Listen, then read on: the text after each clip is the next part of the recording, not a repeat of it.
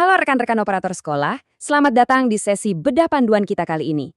Hari ini kita bakal ngobrolin sesuatu yang super penting dan jujur aja lumayan mendesak buat teman-teman di jenjang SD dan SMP. Yep, kita akan ngebahas persiapan e-ijazah untuk tahun ajaran ini. Kalau tugas Anda sehari-hari ngurusin data kelulusan siswa, wah Anda ada di tempat yang paling pas. Anggap aja sesi ini sebagai pre-flight checklist kita. Ibarat mau nerbangin pesawat, kita pastikan semua instrumen aman. Supaya nanti pas sistemnya jalan, kita bisa lepas landas dengan mulus tanpa ada drama error sana-sini. Nah, coba perhatikan tanggal yang satu ini, 2 Juni. Tolong dilingkari besar-besar di kalender Anda ya.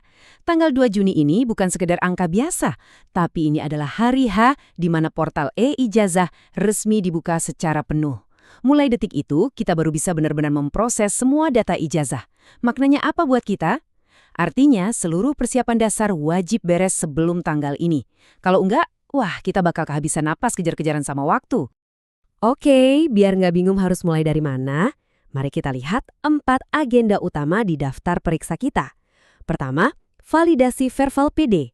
Kedua, konfirmasi orang tua. Ketiga, persiapan dokumen manual. Dan yang terakhir, koordinasi pengesahan. Yuk kita kupas satu-satu. Kita masuk ke bagian pertama, dan bisa dibilang ini fondasi paling krusial, validasi verbal PD.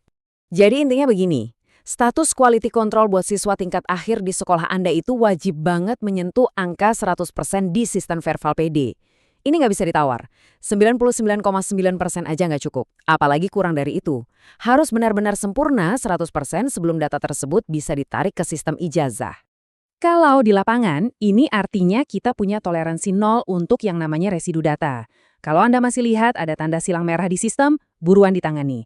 Langkah paling spesifik yang bisa langsung dieksekusi adalah cross-check data NIK siswa dengan dokumen kartu keluarga yang paling update, lalu pastikan itu sinkron dengan data Dukcapil. Pokoknya, setiap peringatan atau ketidaksesuaian itu harus disapu bersih dari sekarang, supaya ijazah anak-anak kita nanti bisa diterbitkan tanpa kendala. Lanjut ke bagian 2 dari checklist kita, yaitu pelibatan pihak luar, khususnya konfirmasi orang tua atau siswa. Nah, perhatian sedikit nih, karena untuk tahun ini ada langkah wajib yang benar-benar baru. Siswa atau orang tua sekarang harus ikut turun tangan buat mengkonfirmasi data ijazah secara mandiri loh. Tenang, caranya simpel kok. Mereka cuma perlu login ke sistem e-ijazah pakai akun SSO, cek apakah data kelulusannya udah benar, lalu klik tombol konfirmasi. Sebagai operator, trik jitu-nya adalah bikin aja satu file PDF panduan yang ringkas atau ketik pesan broadcast WhatsApp yang isinya 3 langkah mudah tadi. Terus tinggal share deh ke grup wali murid, biar mereka nggak bingung dan prosesnya cepet kelar. Sekarang kita masuk ke bagian ketiga. Ini soal urusan dapur kita sendiri, yaitu persiapan dokumen dan nomenklatur. Ini nih bagian yang lumayan bikin kaget, jadi perhatikan baik-baik perubahan alur kerja ini. Kalau tahun-tahun sebelumnya, kita udah enak tinggal download surat keputusan atau SK penetapan kelulusan langsung dari sistem. Nah, untuk tahun ajaran baru ini, udah nggak bisa lagi. Sekarang, draft SK itu harus disusul secara manual oleh pihak sekolah. HA harus ngetik sendiri formatnya, masukin nomor SK-nya, dan melampirkan daftar nama siswanya. Jadi pastikan Anda udah ngobrol dan berkoordinasi sama dinas pendidikan setempat ya, supaya kop surat dan aturan penomorannya benar-benar tepat sasaran. Oh ya, jangan lupa juga buat ngecek nomenklatur, alias nama resmi sekolah Anda.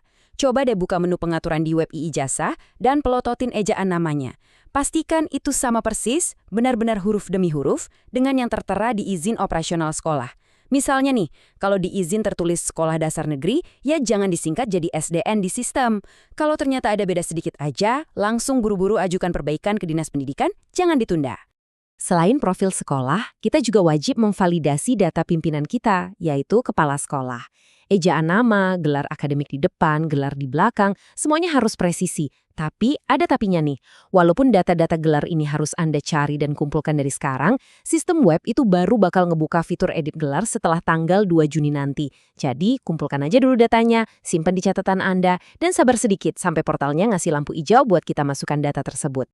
Terakhir, kita masuk ke bagian keempat, koordinasi pengesahan. Ini soal foto siswa dan tanda tangan ijazah.